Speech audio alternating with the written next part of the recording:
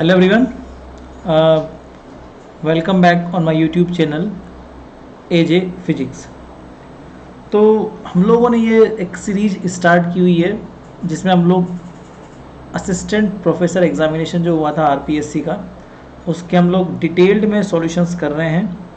Detailed में इसलिए कर रहे हैं ताकि आपको अपकमिंग एग्ज़ाम्स जो भी होंगे जो फिजिक्स से रिलेटेड होंगे, जिसमें फिजिक्स आएगी, लाइक असिस्टेंट प्रोफेसर का एग्ज़ाम हुआ, गेट का एग्ज़ाम हुआ, नेट का एग्ज़ाम हुआ, या फिर कोई भी गवर्नमेंट वैकेंसीज़ का एग्ज़ाम हुआ, उसमें आपको हेल्प मिले, चाहे वो किसी भी स्टेट का हो, राजस्थान के अलावा, चाहे आप उत्तर प्रदेश से हो, चाहे बिहार से हो, चाहे कहीं से भी हो। ठीक है, ये क्वेश्चंस जो है बहुत इंपॉर्टेंट होते हैं आरपीएससी के, तो ये आपको हर एग्ज़ाम में हेल्प करेंगे और ये पूरा कंटेंट कवर करेंगे। इसी के साथ मैं आपको बता दूं कि मैं जो है अनअकैडमी पर भी एक एडुकेटर हूँ, जहाँ पर मैं CSIR, नेट, गेट, जेस्ट और बाकी जितने भी एग्ज़ाम्स हैं फिजिक्स से रिलेटेड उनकी प्रिपरेशन करवाता हूँ। तो एक बार आप लोग सब्सक्रिप्शन अगर ले लेते हो ना अनअकैडमी पर, तो आप लोगों को सभी प्रिपरेशन मिल जाता है। हैंड रिटन नोट्स आपको मिल जाएंगे, एकदम ऑफलाइन वाली फीलिंग में आपको दूंगा, और अभी चार्जेस बहुत कम है, तो ये रेफरल कोड यूज़ कर सकते हो आप सब्सक्रिप्शन के लिए, तो आपको जो है 10% इंस्टेंट डिस्काउंट मिल जाएगा। और बाकी आपको अगर कोई भी प्रिपरेशन से रिलेटेड डाउट है, आपको प्रिपरेशन करनी है, तो आप लोग मुझे पर्सनली भी कांटेक्ट कर सकते हो 9928989140। ठीक है, चलिए करते हैं क्वेश्चंस कुछ हम लोग। आज का पहला क्वेश्चन ये है, a logic circuit is to be implemented that will enable any of the three switches to control a light independently of the states of the other two। एक लॉजिक गेट आपको दिया हुआ है, ठीक है, कोई भी एक सिग्नल जो है ना वो लाइट को ऑपरेट कर रहा है, मतलब ABC 3 सिग्नल है, तीनों में से कोई भी एक सिग्नल लाइट को परफेक्टली ऑपरेट कर रहा है। अब पता नहीं कि A है कि B है कि C है, पर वो कर रहा है, मतलब आउटपुट जो लाइट है, आउटपुट सिग्नल जो है ना, वो उस एक ही कंपोनेंट मतलब A, B या C में से किसी एक पर ही डिपेंड करेगा। ठीक है, तीनों पर डिपेंड नहीं करेगा, और वो बाकी अदर दो से इंडिपेंडेंट है, उन पर कोई मतलब नहीं है। ठीक है, ABC हमारे पास इनपुट है 3 स्विचेस के, Y उसका आउटपुट है। ठीक है ना, तो आपको ये देखना है कि इनमें से कौन सा जो कार्नोट, ये कार्नोट मैप है ना, तो कौन सा कार्नोट मैप इस सिस्टम के लिए सूटेबल रहेगा। ठीक है, तो इसका आंसर बहुत इजी दिख रहा है, देखो कोई इशू नहीं है। अगर आप लोग कार्नोट बनाते हो ना मैप, तो इसका डायरेक्टली आंसर दिख रहा है ये ऑप्शन नंबर बी। अब ऐसा क्यों है वो समझो, क्योंकि जब इसका आप लोग कार्नोट स्ट्रक्चर बनाओगे ना, तो y इसका आउटपुट है, तो कार्नोट स्ट्रक्चर क्या हो जाएगा, इसका y इसका आउटपुट है। और यहाँ देखो ये C जो है ना, ये C वेरिएबल हर जगह कॉमन है, 1 1 1 1 आ रहा है, तो ये आपको डायरेक्टली क्या दे देगा, C बार, ये इसका आउटपुट रहेगा। बाकी आप देखो इसमें कहीं भी कुछ कॉमन नहीं है, तो इसमें कोई भी एक वेरिएबल नहीं है, मतलब दोनों वेरिएबल इसमें अवेलेबल रहेंगे। इसमें भी देखो ये 0 तो है, बट ये 1 जो है ना, ये 1 एक तो यहाँ कॉमन है और एक यहाँ कॉमन है, तो दोनों आएंगे, AB और C भी आएगा, और तो कुछ कॉमन है नहीं इसमें कहीं पे भी, ये कॉमन है, तो इसका जो कार्नोट बूलियन एक्सप्रेशन है वो क्या होगा, C बार होगा। और कार्नोट बूलियन एक्सप्रेशन C बार अगर से रिलेटेड है, तो हमारा जो आउटपुट Y है वो केवल C पर डिपेंड कर रहा है ना, A और B पर डिपेंड नहीं कर रहा है। इसीलिए ये जो लाइन लिखी है ना, वो सेटिस्फाई कर रही है। अगर हिंदी में समझना हो तो हिंदी में समझ लो कि इस लाइन को आप लोग समझ सकते हो, एक तार्किक परिपथ पूर्ण किया जाना है जो 3 स्विचों में से किसी भी एक स्विच को अन्य 2 पर अनाश्रित रहते हुए प्रकाश स्रोत को सक्रिय कर सकता है। कोई भी एक सिग्नल, चाहे A हो, B हो या C हो, बाकी 2 से इंडिपेंडेंट रहते हुए आउटपुट प्रोवाइड कर सकता है। बस सीधी सी बात थी, तो आपको साफ साफ ऊपर से दिख रहा है कि नंबर 2 है। और इतना इजी क्वेश्चन इसलिए भी है क्योंकि ये आरपीएससी का है, तो 1 मिनट में एक सवाल करना होता है, तो 1 मिनट 1 क्वेश्चन के लिए डायरेक्टली इजी क्वेश्चन भी आते हैं। हालांकि कुछ लेंदी भी होंगे, जैसे अभी हम नीचे आएंगे थोड़ा सा हो सकता है आगे लेंथी क्वेश्चन हो, ठीक है। नेक्स्ट क्वेश्चन, हाँ, how long will it take to shift an 8 bit number into serial input parallel output shift register. अच्छा, रजिस्टर का क्वेश्चन है, तो रजिस्टर का क्वेश्चन भी इजी है, बट ये है कि रजिस्टर और काउंटर जो है ना वो रिलेटेड होता है। तो आपको ये निकालना है कि कितने देर बाद कितना समय लग जाएगा। हिंदी में पढ़ लो चाहो तो, हिंदी में भी है। तो आपको ये निकालना है कि कितना समय लग जाएगा उसको। तो इसका बस फॉर्मूला याद होना चाहिए आपको, सॉल्यूशन नंबर 4। बाकी क्वेश्चन तो इतना कोई हार्ड है नहीं। सॉल्यूशन 4 ये है, देखो फॉर्मूला ये होता है 4 एन मोड काउंटर रजिस्टर लगभग सेम होते हैं। तो इसमें आपको अगर टाइम निकालना है तो टाइम क्या हो जाएगा, एन उसके मोड है और एन उसका लाइफ टाइम है, मतलब लाइफ टाइम का मतलब टाइम इंटरवल है, जो कि फ्रिक्वेंसी का क्या होता है, जस्ट ऑपोजिट होता है ना। तो हम इसको कन्वर्ट कर सकते हैं। तो ये t इज इक्वल टू होता है 1/f, तो ये क्या हो जाएगा n/f, ठीक है। अब आपके पास में जो है n जो है वो कितने बिट काउंटर दे रखा है, एक बार चेक कर लो। तो इसने बोला है 8 बिट, तो बिट कितने हैं आपके पास में, 8 है। तो अल्टीमेटली मेरे पास क्या हो जाएगा, n इज इक्वल टू 8, ठीक है। और फ्रिक्वेंसी भी आपको दे रखी है ना, फ्रिक्वेंसी चेक कर लो कितना दे रखा है, देखो हर्ट्स दे रखा है ना। तो ये मेगा हर्ट्स या हर्ट्स जो भी है, ये डायमेंशन होती है फ्रिक्वेंसी की, मतलब f की डायमेंशन ये होती है। तो अल्टीमेटली आपको 10 मेगा हर्ट्स दे रखा है। सो 10 मेगा हर्ट्स ये आपको दे रखा है। हाँ तो ठीक है, अब इसकी वैल्यू पुट कर लो। मेगा मतलब होता है 10⁶। So t prime is equal to कितना हो जाएगा, 8/10 मल्टीप्लाई विथ 10⁶, ठीक है। इसको सॉल्व करो तो जो ऑप्शन से पहले वो देख लो किस में है, नैनो सेकंड में ना, तो नैनो में कन्वर्ट कर लो। तो नैनो में कन्वर्ट करने के लिए हम लोग क्या करते हैं, 10⁻⁻9 का मल्टीप्लाई कर दो, तो ये नैनो में कन्वर्ट हो जाएगा। वही चीज़ नीचे भी करनी पड़ेगी आपको सेम। तो ये हो गया 8 नैनो को स्मॉल n लिखते हैं ना। सो 8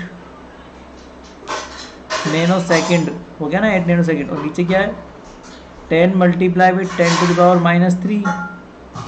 इसको ऊपर ले जाओ, ठीक है। तो ये हो जाएगा 8/10⁻²।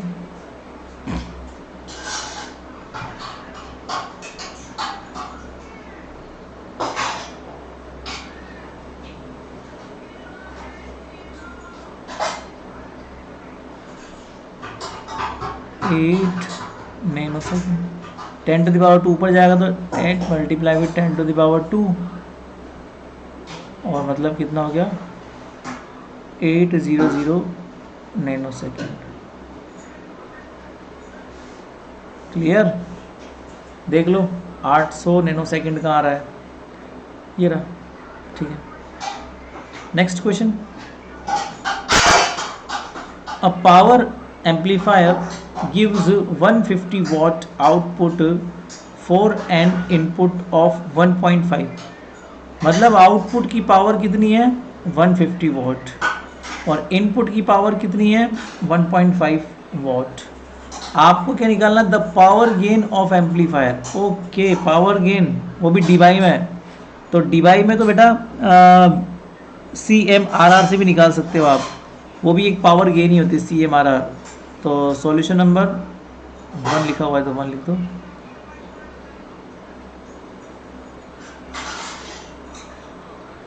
ठीक है, तो पावर गेन हो गया। तो मेरे पास क्या हो जाएगा, हमें निकालना CMRR, क्योंकि इसकी डायमेंशन डिवाई में होती है। हालांकि इन डी बाई, तो डी बाई में निकालना है आपको।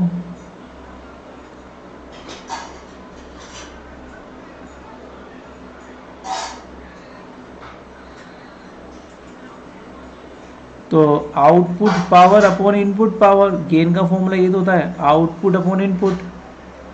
अब आउटपुट पावर आपको दे रखा है कितना दे रखा है आउटपुट पावर, ये रहा 150 वॉट आउटपुट है और 1.5 इनपुट है। तो 150 वॉट और 1.5 वॉट, तो 10 log 10 और ये हो गया 100, या फिर 10 log 10, 100 को हम लिखते हैं 10 to the power 10। लॉग की प्रॉपर्टी है कि वो पावर आगे आ जाती है, तो 10 मल्टीप्लाई विथ 10 एंड log 10 10, तो 10 10 जो है उसका बेस भी 10 है और वो भी 10 ही है। सो बेस और वो अगर सेम होता है तो उसकी वैल्यू 1 आती है। तो ये मेरे पास कितना हो गया, ये गया, तो ये आगे आ जाएगा पावर मल्टीप्लाई होके, अरे गलती कर दी ना, 10 to the power 10 नहीं है वो, 10 to the power 2 होना चाहिए। तो ये 2 आ जाएगा,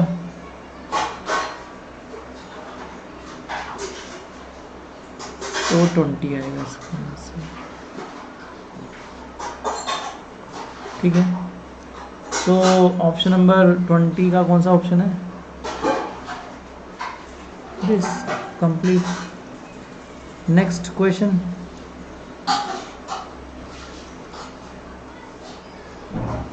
what is the largest decimal number that can be stored in mode 64। तो लार्जेस्ट डेसिमल नंबर, इसका एक फॉर्मूला होता है लार्जेस्ट डेसिमल नंबर का, आपको निकालना largest decimal number that can be stored in mode 6। तो आपको मोड कितने दे रखे उसने, 64 दे रखा है ना मोड। ठीक है, तो काउंटर का ही क्वेश्चन है ये, सॉल्यूशन नंबर 2 है ये। तो यहाँ मैं करना स्टार्ट करता हूँ।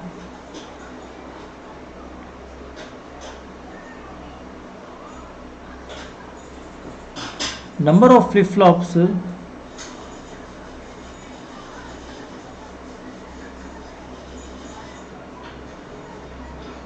number of flip flops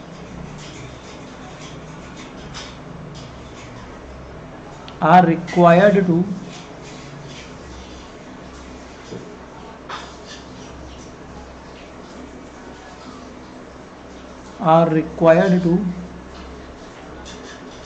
construct a mode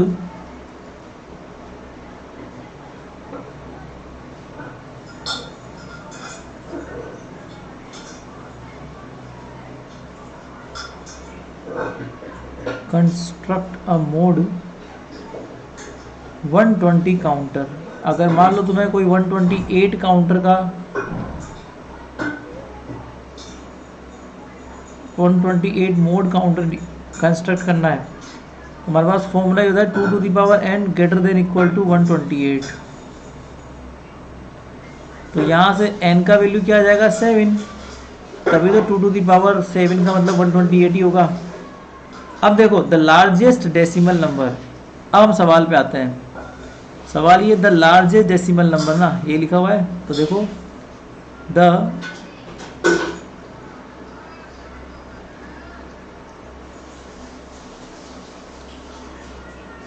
largest decimal number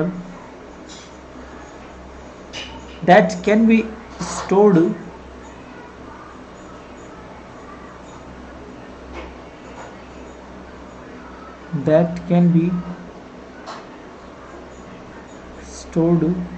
in a mode 64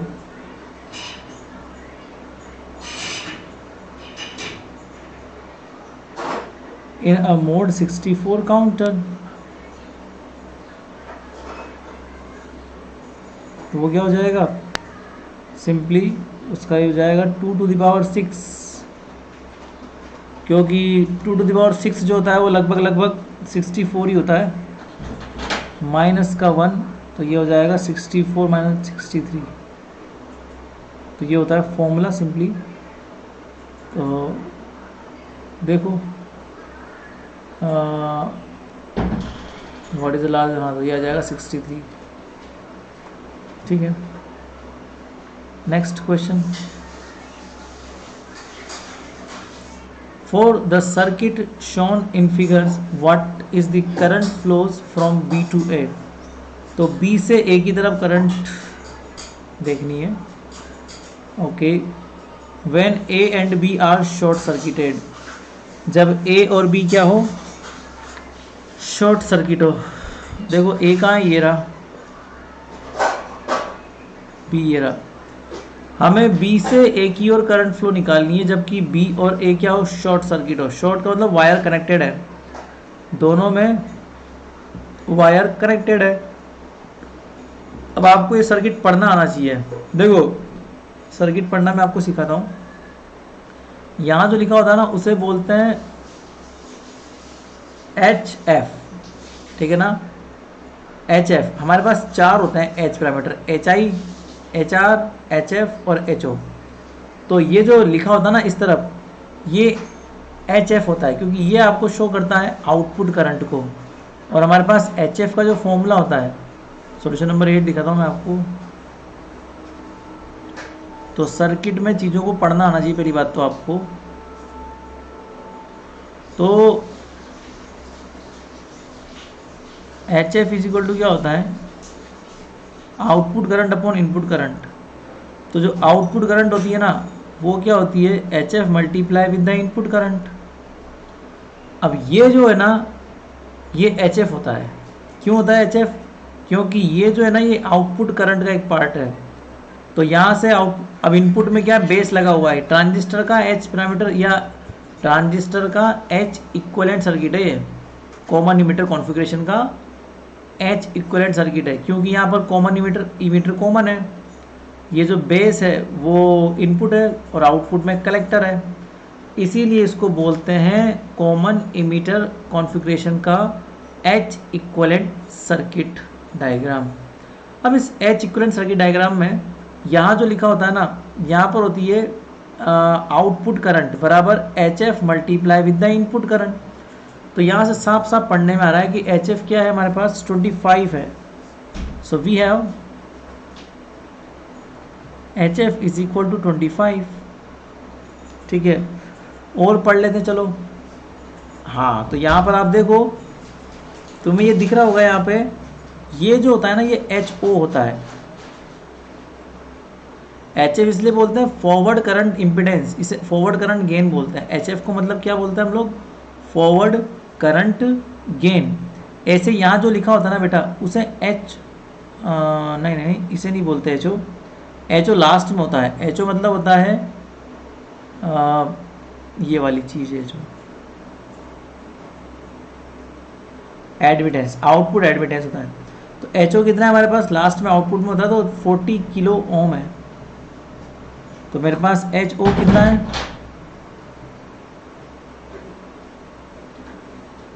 40 kilo ohm. अब शॉर्ट सर्किट कर रखा है आपने, लास्ट में ए और बी जो है ना, ये जो पार्ट ए और बी बना हुआ है ना लास्ट में तुम्हारा ए और बी, इसको शॉर्ट कर दिया। इसका मतलब ये है कि यहाँ पर आपने रेजिस्टेंस 0 कर दिया। सो 4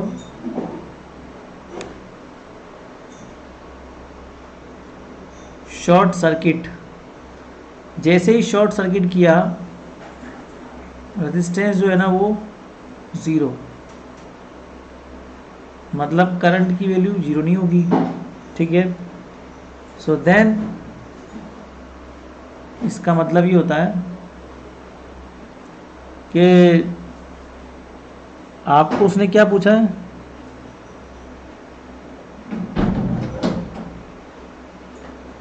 करंट फ्लोज फ्रॉम, अच्छा आउटपुट करंट पूछिए ना आपसे। तो ये जो करंट फ्लो हो रही है ना ए बी से ए के बीच में, तो वो करंट गेन निकलेगी आपकी। तो करंट गेन क्या हो जाएगा,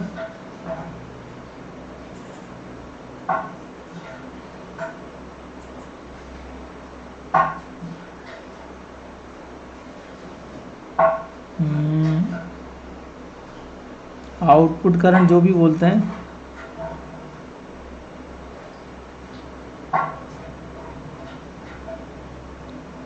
ए I is equal to minus H F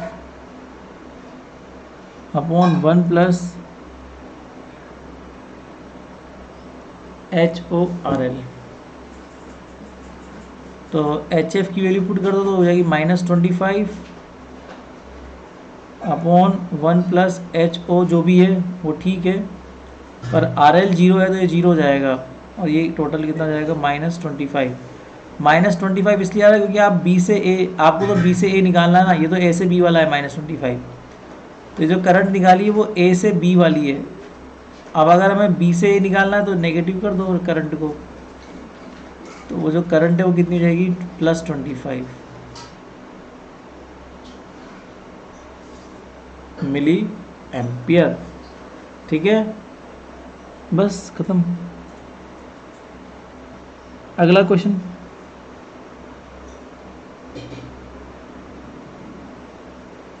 choose the wrong statement for split trigger. ये तो सिंपल बुक में लिखा हुआ है, डायरेक्टली याद रखो। देखो, the value of V in that causes the output to jump from low to high is called positive going threshold voltage. बिल्कुल ये सही है, ये स्टेटमेंट बिल्कुल सही है।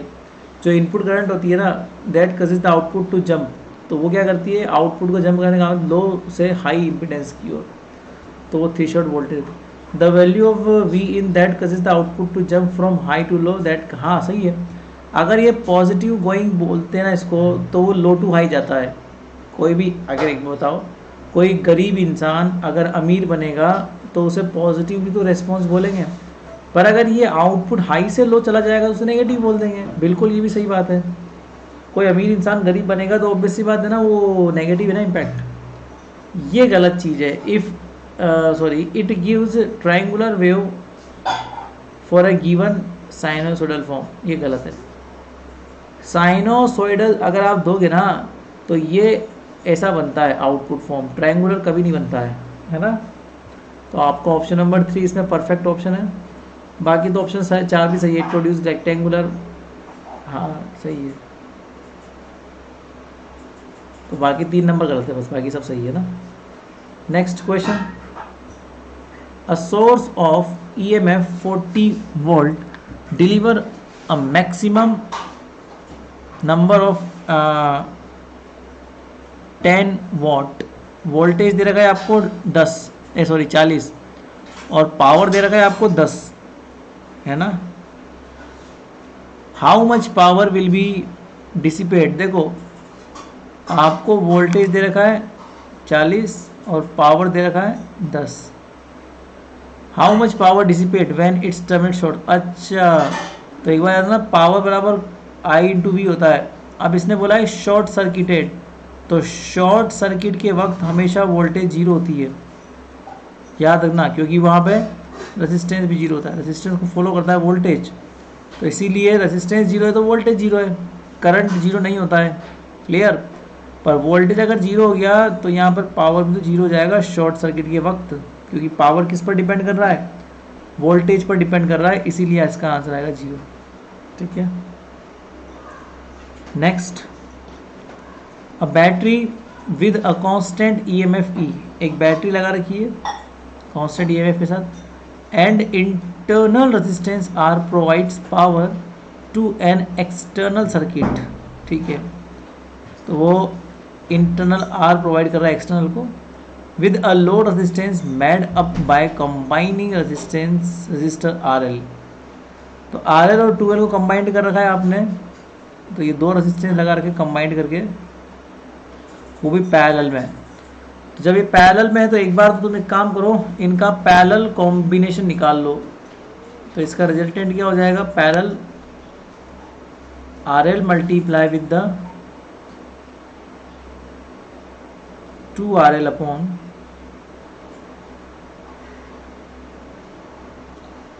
आफ्टर सॉल्विंग हो जाएगा 2। अब आगे देखो, the value of RL for which the power delivered to the load will be maximum. तो पहले तो पावर डिलीवर्ड मैक्सिमम निकालने के लिए हम पावर का फॉर्मूला लिख लेते हैं। पावर बराबर क्या होता है, maximum current I square R, क्योंकि P बराबर आई वी होता है। P इज इक्वल टू क्या होता है, आई वी, V बराबर आई आर, तो फॉर्मूला क्या बनता है, आई स्क्वायर आर। मैक्सिमम के लिए मैक्सिमम ले लेंगे। अब यहाँ पर हमारे पास जो आर एल है, सॉरी आई एल है, तो करंट बराबर क्या होता है, वोल्टेज, वोल्टेज मतलब होता है ईएमएफ, ईएमएफ मतलब वोल्टेज ही होता है।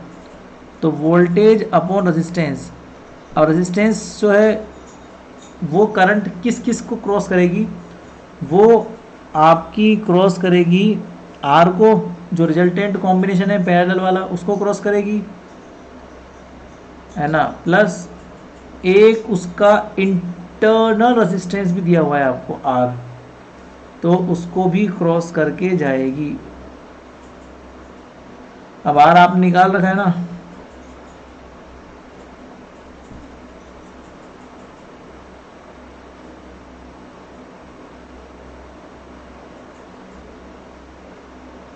क्या निकाल रहा है, 2,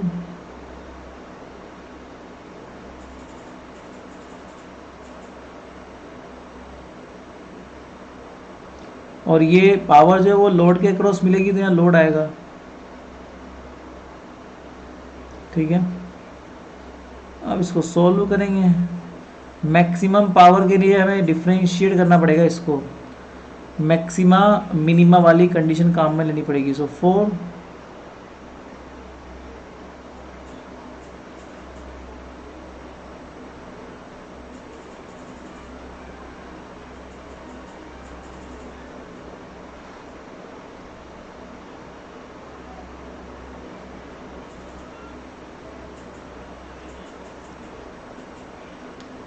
तो ये हो जाएगा, इसको डिफ्रेंशिएट करो आर एल के रेस्पेक्ट में, तो वैसे भी ई तो वैसे भी तुम्हारा कांस्टेंट है। अब आर एल के दो वेरिएबल है, जैसे हम लोगों ने पहले आर एल के रेस्पेक्ट में किया तो वो 1 हो जाएगा, और उसका जो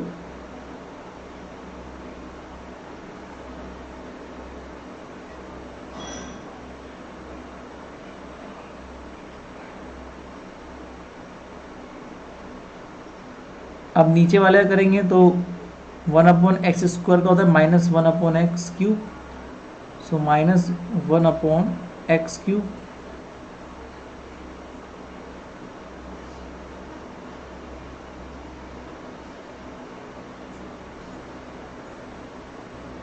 अब जो आर एल है वो तो वैसा का वैसे ही पड़ा रहेगा। अब जो आर एल के रेस्पेक्ट में करेंगे तो उसका भी करेंगे ना,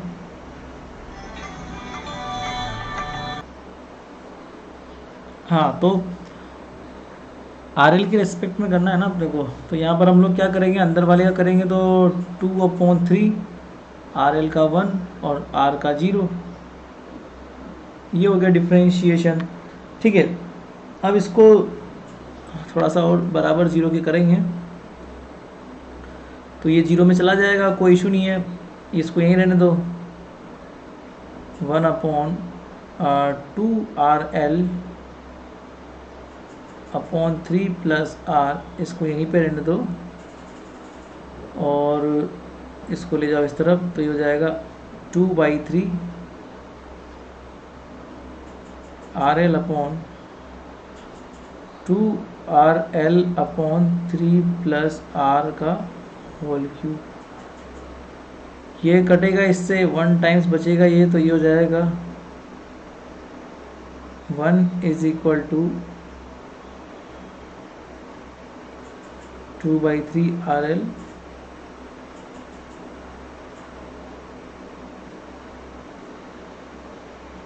ठीक है। इसको थोड़ा सा और सोल्व सिंप्लीफाई करेंगे तो 2RL/3 प्लस R यहाँ हो जाएगा, और ये 2/3 RL यहाँ हो जाएगा, ठीक है। इसको इधर ले जाएंगे तो ये थोड़ा कुछ गड़बड़ कर दिया अपन ने, कहीं पर कुछ मिसिंग हो गया, 2 इधर आ गया। अच्छा, इसको डिफ्रेंशिएट किया तो 2 हमने मल्टीप्लाई करना भूल गए ना यहाँ पे, ओके अब ठीक है, तो 2 मल्टीप्लाई हो जाएगा यहाँ पे, तो ये जो है ये 2 मल्टीप्लाई के साथ ये रहेगा, तो ये 4 हो गया, 4 इस तरफ जाएगा तो ये R इज इक्वल टू कितना जाएगा 2/3 RL, तो RL बराबर कितना हो जाएगा 3/2 R, दैट्स इट। तो ये वो RL की वैल्यू है जब आपका पावर जो है ना वो मैक्सिमम रहेगा, ये उस RL का वैल्यू है जब आपका पावर जो है वो मैक्सिमम रहे। Next question, what resistor draw, मतलब एक मिनट देख तो लें कौन सा ऑप्शन है, 3/2 R वाला कौन सा ऑप्शन है। सो ऑप्शन नंबर ये है, RL equal to 3/2। Next question ये है कि what resistor draws a current of 5 milli ampere, ठीक है ना। तो 5 मिली एम्पियर आपको करंट लेनी है when connected across the terminal A and B. हमने इसके बीच में एक रेजिस्टेंस लगाया, उसकी वैल्यू निकालो जब जब वहाँ पर करंट कितनी है 5 मिली एम्पियर आए। वो सिंपल है, कुछ नहीं करना। सपोज ऐसे मान लेते हैं यहाँ पर एक रजिस्टर लगा हुआ है, उस पर करंट कितनी है 5 मिली एम्पियर है।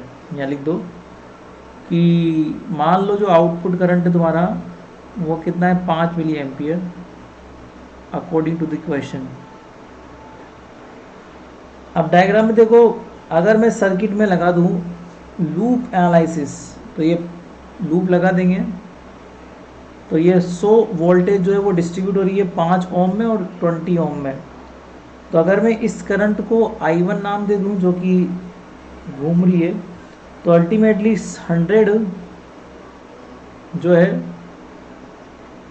वो डिवाइड हो रही है अक्रॉस द 5, और ये वोल्टेज कहाँ है 5 के अक्रॉस, वोल्ट बराबर करंट इनटू रेजिस्टेंस प्लस। अब जैसे इसके अक्रॉस करंट निकाली तो मैंने इसके अक्रॉस मान लो I2 मान लिया, और ये कितना बच जाएगा हमारे पास I1 माइनस I2, तो ये हो जाएगा मेरे पास I1 माइनस I2, और I2 का वैल्यू कितना है 5 है, तो I1 माइनस 5, और ये किसके अक्रॉस है 20 के अक्रॉस आ रहा है। इस इक्वेशन को आप लोग सॉल्व कर लो, और सॉल्व करके कितना आ जाएगा I1 का वैल्यू आ जाएगा 8, ठीक है। रेजिस्टेंस किलो ओम में क्या ओम में, सारे ओम में है, तो फिर ये किलो ओम में नहीं है, तो फिर ये एम्पियर में आई करंट, ये तो I1 आ गया मेरा। अब उसने बोला है कि कितने वोल्टेज, अच्छा रेजिस्टेंस पूछा हुआ है ना आपको, तो उसने तो रेजिस्टेंस पूछा हुआ है कि मैं कितना रेजिस्टेंस लगाऊं। तो पहले वोल्टेज निकाल लेते हैं। तो वोल्टेज क्या होगा, किसके अक्रॉस वोल्टेज निकालना है, मान लो इस 20 ओम के अक्रॉस वोल्टेज निकाल रहा हूँ, क्योंकि पैरेलल में वोल्टेज सेम होती है तो यहाँ भी वही वोल्टेज आएगी ना। तो 20 ओम के अक्रॉस अगर वोल्टेज निकालता हूँ तो 20 I1 माइनस 5, I1 का वैल्यू कितना है 8, तो 8 माइनस 5, तो ये 60 वोल्ट आ गया। अब देखो भैया, अगर वोल्टेज भी आ गया, करंट मिली एम्पियर में है, अच्छा यहाँ पे करंट मिली एम्पियर में चल रही है क्या, ठीक है। तो करंट भी है वोल्टेज भी है, तो हमको क्या निकालना है, what resistor draw a current 5 milli ampere में कनेक्टेड अक्रॉस, ठीक है। तो मैं एक काम करता हूँ, रजिस्टर निकालने के लिए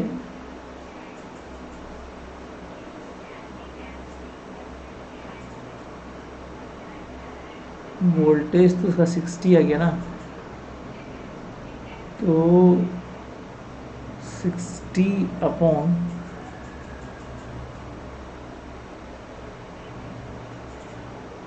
करंट है 5 मिली एम्पियर,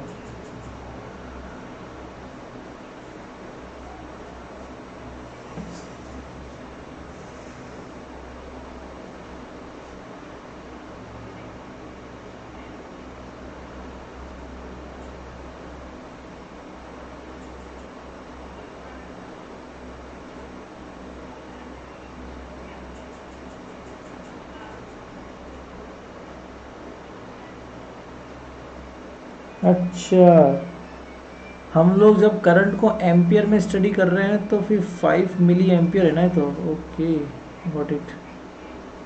तो 5 मिली एम्पियर का मतलब कितना हो गया, 0.005 एम्पियर। तो ये जो है वो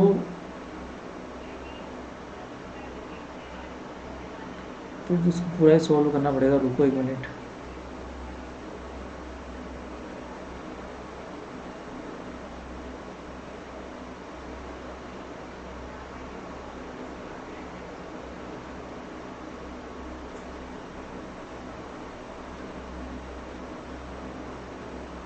क्योंकि ये 100 वोल्ट में है ना, ठीक है।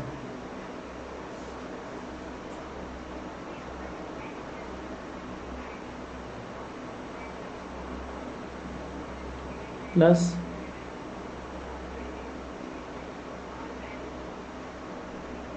तो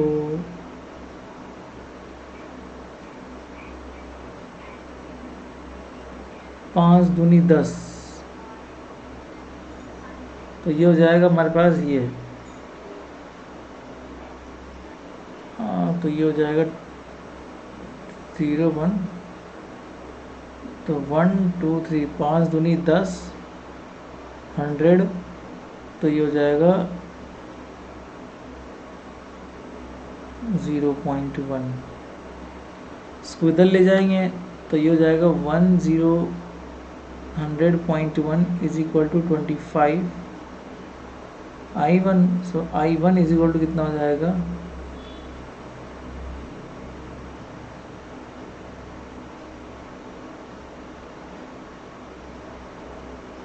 अप्रोक्सीमेटली 4 एम्पियर।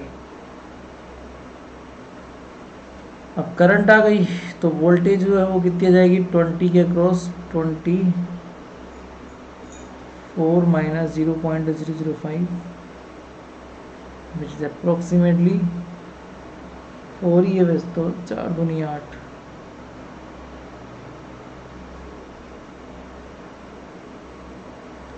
तो रेजिस्टेंस क्या हो गया मेरे पास,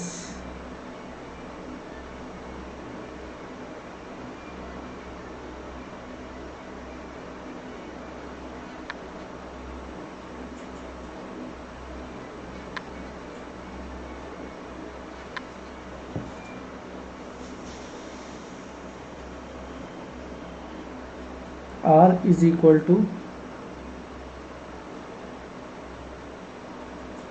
अब लगा दो वोल्टेज लो किरचॉफ का है ना, किरचॉफ वोल्टेज लगा दो यहाँ पे।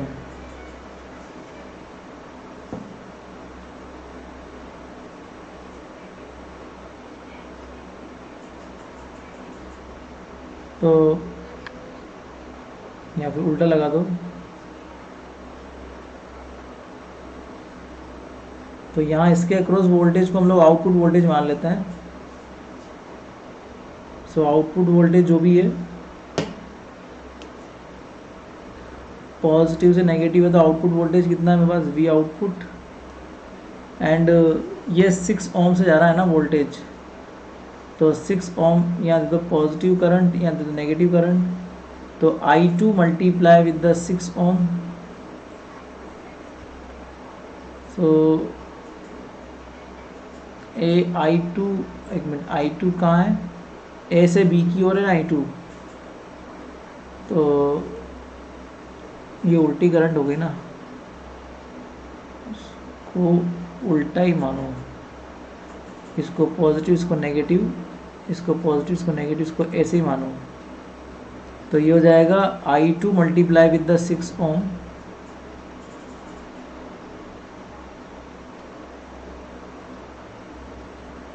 Plus output voltage minus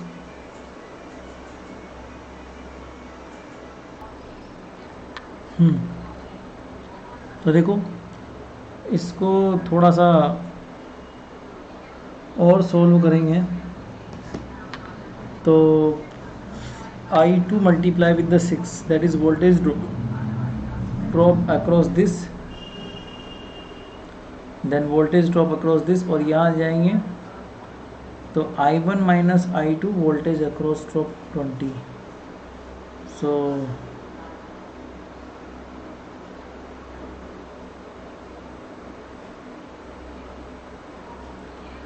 cos 20। तो ये हो जाएगा I2 का वैल्यू कितना तुम्हारे पास 0.005 multiply with the 6 plus V node. I1 का वैल्यू कितना है 4 माइनस 0.005। वैसे ये थोड़ा सा गड़बड़ सवाल दिख रहा है मुझे। सवाल गड़बड़ इसलिए दिख रहा है क्योंकि यहाँ तो करंट 4 की है और यहाँ पर करंट 0.0, ये थोड़ा सा अनलाइक क्वेश्चन है। सो पर तरीका यही है करने का। 6×5 तरीका तो यही है, बट ये थोड़ा सा सवाल मुझे अजीब ही लग रहा है, इसलिए इसका आंसर में भी ना आए।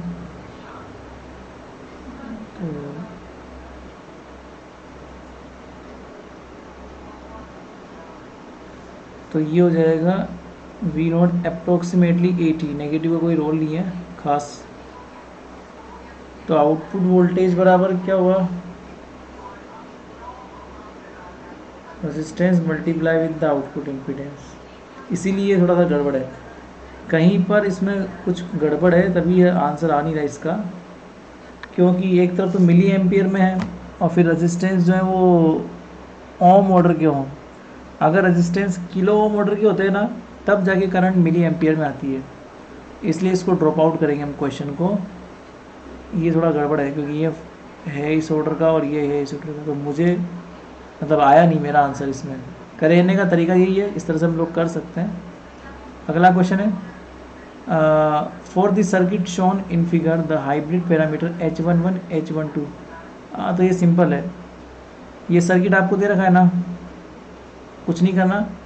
इस सर्किट में आपको H11 निकालना है। H11 का फॉर्मूला क्या होता है V1/I1 जब आउटपुट जो है वो शॉर्ट सर्किट हो, मतलब रेजिस्टेंस जीरो मतलब वोल्टेज जीरो। तो बहुत सिंपल है ये वाला, तो इजी क्वेश्चन है। H11 निकालना है इस सर्किट में, तो H11 इज इक्वल टू होता है input voltage upon input current को H11 बोलते हैं जब आउटपुट रेजिस्टेंस क्या हो ज़ीरो हो।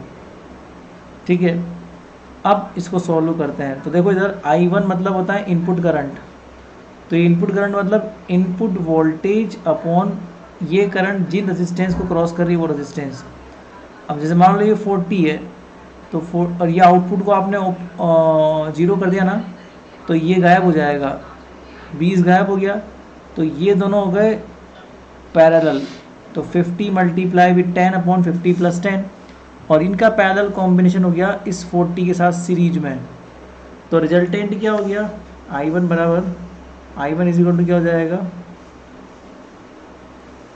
Input current upon resultant resistance. तो 40 के साथ सीरीज में है कौन कौन, the parallel combination of 50 and 10, the parallel combination of 50 and 10।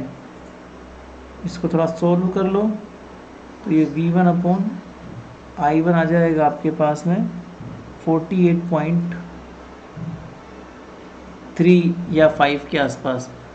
तो आपका ऑप्शन देख लो, ऑप्शन नंबर ये। खैर दूसरा भी निकाल सकते हो आप, H12 भी निकाल लो। H12 का जो फॉर्मूला होता है ना वो होता है V1/V2 जब इनपुट ओपन होता है। तो इनपुट ओपन कर देंगे मतलब ये ख़त्म कर दो यहाँ से, इसका कोई रोल नहीं होगा। अब इस स्थिति में क्या हो जाएगा, इसको हटाओ, इनपुट ओपन करने मतलब ये कोई रोल का नहीं है। तो ये जो रेजिस्टेंस ये जो वोल्टेज है वही वोल्टेज यहाँ पर आ जाएगा। ठीक है, तो V1 इज इक्वल टू कितना जाएगा 50 multiply with the I2 prime. I2 prime मतलब ये अगर I2 करंट है तो इस नोड से मान लो यहाँ पर I2 प्राइम जा रहा है, क्योंकि यहाँ से स्टार्ट करेंगे ना। सो 50 ओम से कौन जा रहा है I2 प्राइम जा रहा है, तो यहाँ से जो करंट फ्लो हो रहा है वो I2 प्राइम है। तो V1 इज इक्वल टू कितना हो जाएगा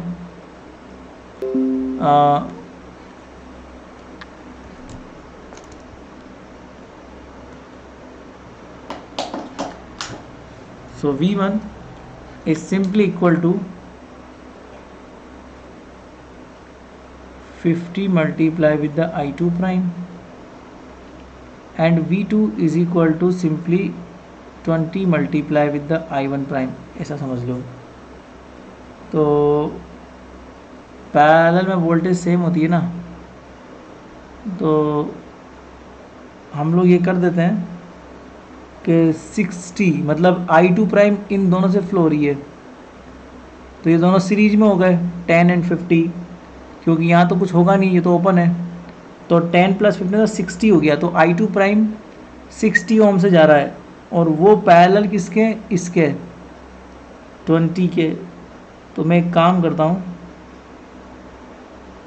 ऐसे लिख देता हूँ कि जो 60 I2 प्राइम है वो किसके पैरेलल में, 20 I2 के पैरेलल में, ठीक है। तो मेरा क्या हो गया, V1 upon V2 input voltage upon output voltage. तो आउटपुट वोल्टेज, इनपुट वोल्टेज कितना है 50 I2 prime, input voltage, output voltage मतलब इसके अक्रॉस वोल्टेज है ना। सो इसके अक्रॉस वोल्टेज क्या हो जाएगा 20 मल्टीप्लाई विद द I2। अच्छा यहाँ से I2 जाएगा नहीं, यहाँ से जाएगा I1 प्राइम, है ना। अच्छा तो 20 से जा रहा है I1 प्राइम, तो इसको I1 प्राइम बोलो। तो ये हो जाएगा 20 multiply with the I1 prime, और पैरेलल में वोल्टेज सेम होती है, तो I20 I60 I2 प्राइम से कट जाएगा, तो ये 5/6 मतलब 0.83, बस ये भी आ गया। लो, तो दोनों ही ऑप्शन आपके आ गए, ठीक है। तो ये भी आ गया और ये भी आ गया, 25 आएगा, ठीक है, ये आएगा। पर यार ये गड़बड़ है, क्योंकि ये 83 आ रहा है और ये वाला आ रहा है, फिर से कोई ऑप्शन मैच नहीं कर रही। RPSC के सवाल इतने गड़बड़ है, पर हाँ तरीका यही है, इसका ये वाला ऑप्शन मैच कर रहा है और इसका ये वाला कर रहा है, दोनों एक साथ कहीं भी मैच नहीं कर रहे, तो दोनों में से कोई भी ऑप्शन मैच नहीं कर रहा, पर तरीका यही होगा। चलिए कुछ और सवाल करेंगे अब नेक्स्ट वीडियो में, ठीक है। अभी इतने ही काफ़ी है। Thank you so much.